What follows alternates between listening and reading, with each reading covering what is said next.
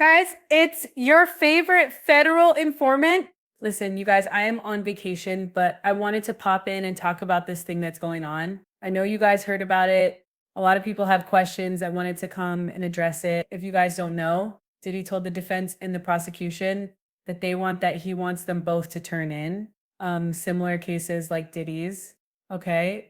And by similar, it means you got convicted of one or two things of the Mann Act and you had no criminal priors. Now, a lot of the Diddy goons, the Diddy idiots were like, oh, did he gonna walk? He ain't even been doing jail time. To which I said, okay, stop.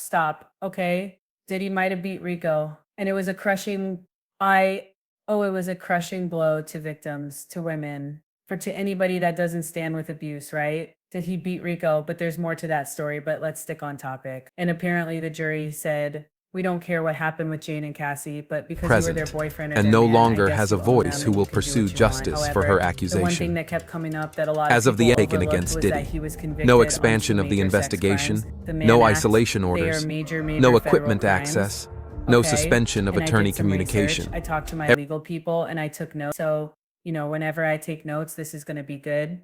Okay. Now, what did the judge ask for? He asked for comparable case law or statistics on similar Mann convictions.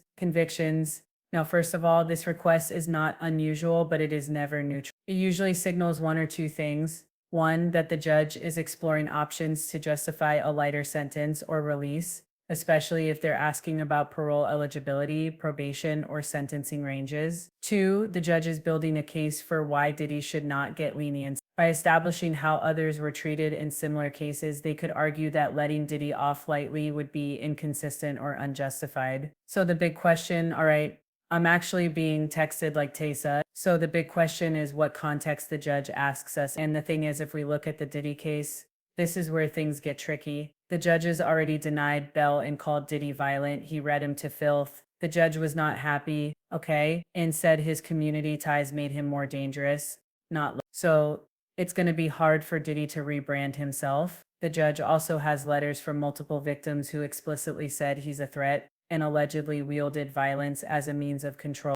Diddy has access money and potential leverage over witnesses, and the judges don't like to be made a fool of. And if Diddy walks and does something shady again, and I think he actually will do something shady again, it reflects directly on the court. And you guys listen, the verdict of the jury threw us for a loop. But the fact that the judge said all this in court and deny bail, I mean, come on. I think we can put two together. This does not look like someone that's looking to cut Diddy a break. And him being able to walk straight with time served, baby, that's cutting Diddy a break. Okay? So why ask about the comparable Mann Act sentences? Okay? They said, listen, Tissa, there's three possible reasons. One, judicial cover.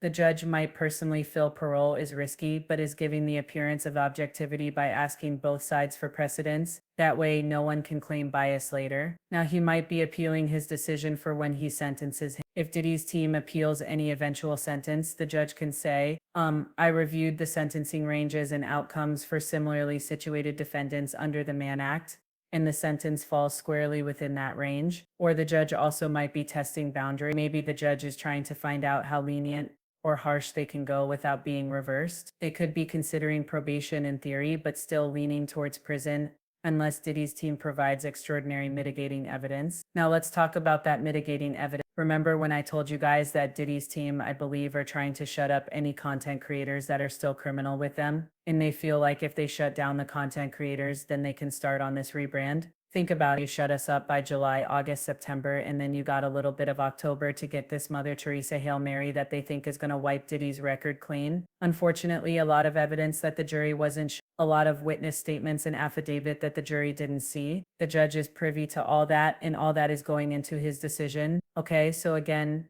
I actually said, but do you really think there is any type of risk of Diddy walking with just parole? I said, no. But I had to take it to the people that actually practice law, and they said right now, Tissa, it is super low. And I'm like, okay, but why? Because y'all also said it was super low that he was going to beat the Rico charger. Well, that's not true. They said the Cassie charges were super low. They said, one, the Mann Act is a serious federal charge. And even though it's present, sometimes used and no strategically longer in has a civil or voice who will hybrid pursue cases, justice for judges her take it very accusation. seriously when paired with As of violence the and taken pattern against behavior. Diddy, Judge Aaron, no when Diddy expansion was of the asking for bail, investigation, said not no only is he isolation violent, orders, but there is a no pattern of equipment violence, access, public no sentiment. suspension They of also attorney will take this, communication. it's low because public sentiment and visibility are sky high, and the DOJ knows this is a credibility. Again, remember Maureen Comey said this is chilling for victims. It will have a chilling effect. And if the judge already said Diddy is violent and a threat and denied bail, and then suddenly letting him walk would make the judge look wildly inconsistent unless new facts came to light. So what do we think about the judge? This is just my personal take. I think the judge is doing due diligence checking to see if there's any legal wiggle room, but based on prior comments, it sounds like this judge already sees Diddy as a danger and it's just asking for case comparisons to legally reinforce whatever sentence he's already decided on. So unless Diddy pulls a legal rabbit off the hat, he's unlikely to walk with this parole. This request is probably more about sentencing justification than lenience. Okay, so here's the thing, right? Okay, what type of language? And I just want to refresh your memory, the type of language that slams the door on parole or probation. And listen, let's get into this. You said Diddy was a batterer. This is not just commentary, that is legal language. Or for it suggests a pattern of violence, not a one-time incident, and the judge is accepting allegations as credible and may be treating them as established facts for purposes of sentencing or bail decision. And it undercuts any claim that did violent behavior is isolated, provoked, or misunderstood. Judges should casually just don't throw out that word unless they want it to stick around on the official record. He also said your client admitted he is violent and tried to preemptively enter a batter program. This is huge because pre-sentencing rehabilitation attempts like enrolling in a battery program are often seen by judges as damage control and not sincere. The fact that Diddy knew to enroll in that program shows consciousness of guilt. He anticipated legal trouble. Admission of violence undercuts any "I didn't do it" or "this was exaggerated." And if the judge believes the admission wasn't just PR but rooted in truth, it justifies custodial sentencing over any community supervision. Okay. Now also the judge said this type of violence comes suddenly, quickly, and with no warning. That's a judicial finding of dangerous. They said that the phrasing means that the judge believes that he is not in control of his violence and that his behavior escalates. It's impulsive and it's unpredictable. Judges use this language to justify detention,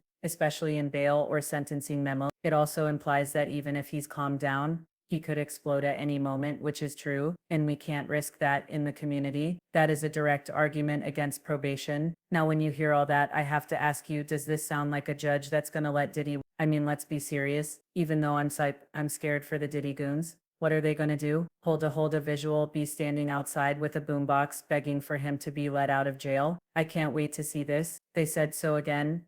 I don't think it, or actually absolutely not. If anything, the judge is building a sentencing record that says even if this man has money, power, and influence, he is violent, he is dangerous, and he is incapable of safely existing in the community. He tried to game the system with a batter program. He admitted what he did, and I'm not playing along. Again, these statements make it legally and politically almost impossible for the judge to grant parole without massive backlash or risk if Diddy reoffends or contacts a victim after release. It's on the court. This isn't a judge looking for an excuse to show mercy. It's a judge locking in a narrative of violence, manipulation, and danger. Any future sentencing or probation denial can be backed by this exact language. So unless something drastic changes, probation or parole is extremely unlikely. You're watching a legal system slowly setting the foundation for a multi-year custodial sentence, or at the very least, strictly monitored. Okay, strictly monitored movements. Again, listen, at the end of the day, I don't know. It is what it is. We are expecting that Diddy will actually do some jail time. I don't think that the judge is actually going to take the time and go through all this and make all these notes just to let him out on the public. Now, did he really offend? That's a different subject. I 100% think thinks he will, but you never know. Maybe in Mark Agnifilio's loving arms, he has found a new version of himself, because we know that Mark is doing his best to uplift that man. Anyway, y'all let me know what you think in the comments. I'll talk to y'all later.